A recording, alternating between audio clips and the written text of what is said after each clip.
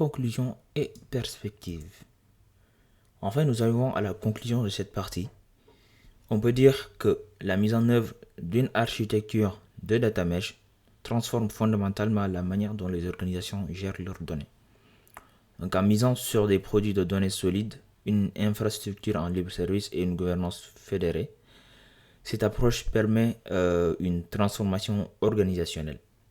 Donc, le data mesh, on l'a dit tout au long de cette partie, tout au long de ce module, que le data mesh décentralise la responsabilité des données, donc permettant aux équipes de domaine de gagner en autonomie et en réactivité face aux besoins métiers. Mais aussi, un autre point important, c'est la création de valeur.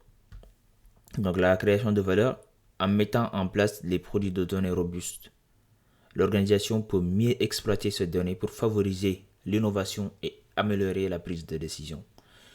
Et un autre point important qui est l'infrastructure en libre service, c'est que l'automatisation des infrastructures permet aux équipes de se concentrer sur les cas d'usage métier plutôt que la gestion des techniques de données. Et enfin, un autre point très important qui est la gouvernance fédérée, c'est que le data mesh est un modèle qui garantit la sécurité, la qualité et l'interopérabilité des données, tout en offrant cette flexibilité adaptée à la décentralisation. Perspective. Une organisation plus intelligente grâce à l'automatisation. En effet, l'évolution des infrastructures vers des solutions intégrant l'IA et l'automatisation promet une gouvernance proactive des données. Des systèmes autonomes permettront de détecter et corriger les anomalies en temps réel. On a aussi ce qu'on appelle l'importance de... On peut parler de l'importance de la culture data, de la culture des données. Parce qu'il faut le dire que la réussite du data mesh ne dépend pas seulement de la technologie. Non. Mais également, elle dépend de tout un tas de choses, mais surtout la montée en compétence des équipes et l'adoption d'une culture centrée sur la donnée. Donc, investir dans la formation devient cependant indispensable. Et un autre point qu'on peut citer pour les perspectives, c'est la standardisation et l'interopérabilité renforcée. Parce qu'à mesure que les produits de données se multiplient, des normes communes devront être établies pour garantir une communication fluide entre les différents domaines. Et enfin, Data Mesh et Data Fabric vers une convergence.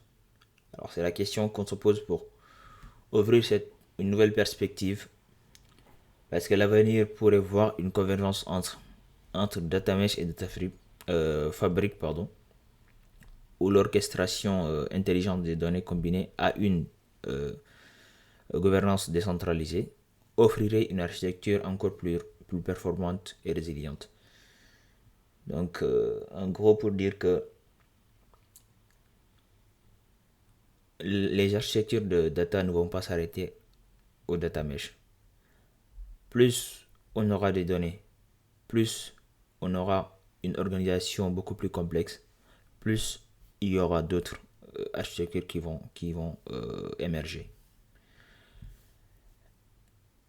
Et pour terminer cette vidéo, je vous encourage vivement à suivre le module 3 qui propose un cas pratique concret.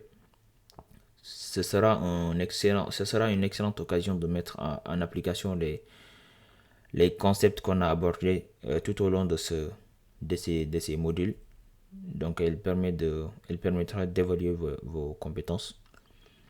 Et nous avons proposé une correction, alors qui n'est pas unique forcément, mais qui vous sera fournie pour consolider vos apprentissages et identifier d'éventuelles pistes d'amélioration. Merci de nous avoir suivis.